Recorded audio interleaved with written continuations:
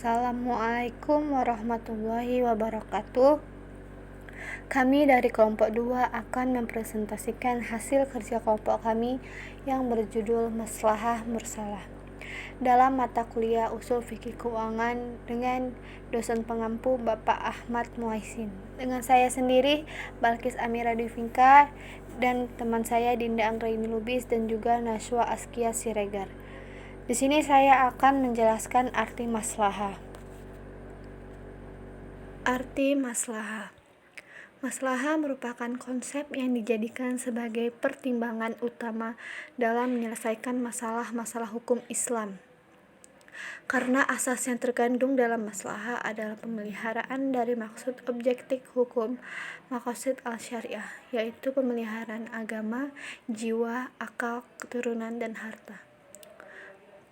Maslahah secara etimologi adalah kata tunggal dari al-masalih yang searti dengan kata salah, yaitu mendatangkan kebaikan. Terkadang digunakan juga istilah lain, yaitu al-istislah yang berarti mencari kebaikan. Tidak jarang kata al-maslahah atau istilah ini disertai dengan kata al-munasib yang berarti hal-hal yang cocok, sesuai, dan tepat penggunaannya. Dari beberapa arti ini dapat diambil suatu pemahaman bahwa setiap sesuatu, apa saja yang mengandung manfaat di dalamnya, baik untuk memperoleh kemanfaatan, kebaikan, maupun untuk menolak kemudaratan, maka semua itu disebut dengan maslahah. Maslahah merupakan salah satu metode analisa yang dipakai oleh ulama usul dalam menetapkan hukum istinbat yang persoalannya tidak diatur secara eksplisit dalam Al-Quran dan Al-Hadis. Menurut istilah para ahli ilmu usul fikih, ialah suatu kemaslahatan di mana syariah tidak mensyariatkan suatu hukum untuk merealisir kemaslahatan itu dan tidak ada dalil yang menunjukkan atas pengakuan dan penolakannya. Macam-macam maslahah. 1. Maslahah berdasarkan segi perubahan maslahat. Menurut Mustafa Asy-Syalabi, terdapat dua bentuk maslahat berdasarkan perubahan. Yang pertama, al-maslahah as-sabitah, yang kedua al-maslahah al-mutaghayyirah. Pembagian kedua yaitu maslahah berdasarkan keberadaan maslahatan menurut syara', terbagi dalam tiga macam, yaitu al-maslahah al-mutabarrah.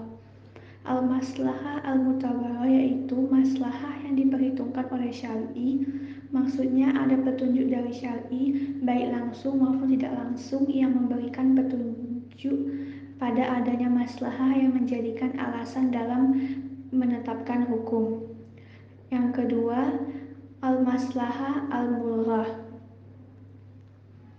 juga biasa disebut istislah, yaitu apa yang dipandang baik oleh akal sejalan dengan tujuan syara' dan menetapkan hukum, namun tidak ada petunjuk syara' yang memperhitungkannya dan tidak ada pula petunjuk syara' yang menolaknya. Pembagian ketiga, maslahah berdasarkan segi kualitas dan kepentingan kemaslahatan, terbagi dalam tiga bentuk, al-maslahah al-daruriyah. Al-maslahah al-daruriyah adalah kemaslahatan yang keberadaannya sangat dibutuhkan oleh kehidupan manusia. Artinya kehidupan manusia tidak punya arti apa-apa bila satu saja dan prinsip yang lima itu tidak ada. Segala usaha yang secara langsung menjamin atau menuju pada keberadaan lima prinsip tersebut adalah baik atau maslahah dalam tingkat daruri.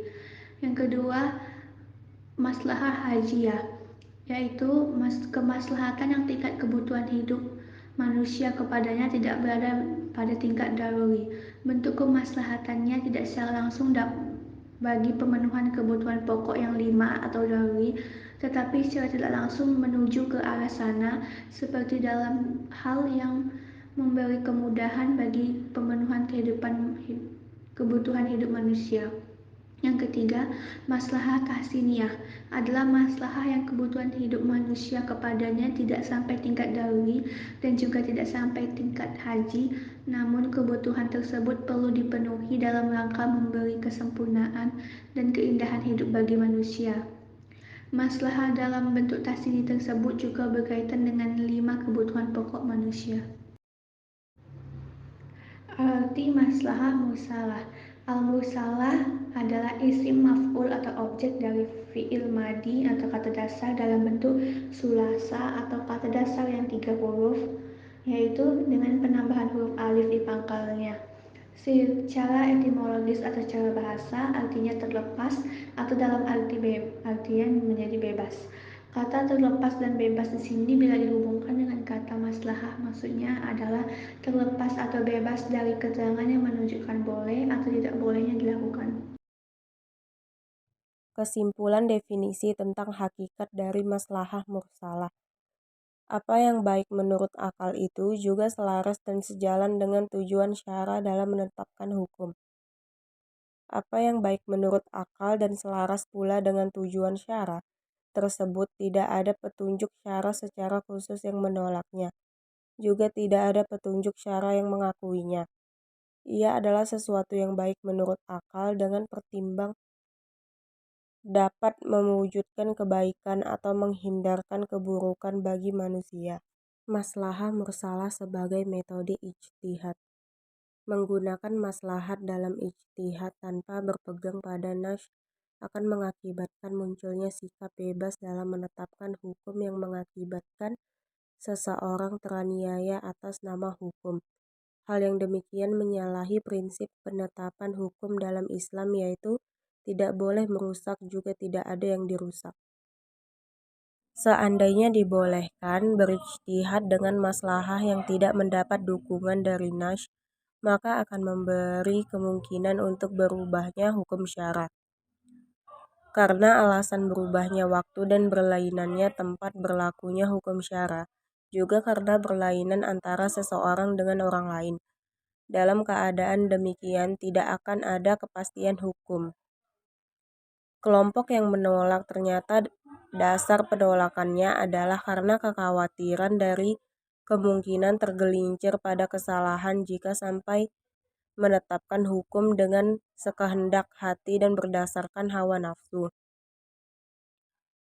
Bila diperhatikan perbedaan pendapat di kalangan para ulama dan argumennya masing-masing, ulama yang menerima dan menolak metode maslahah mursalah dalam ijtihad tampaknya tidak ada perbedaan secara prinsip.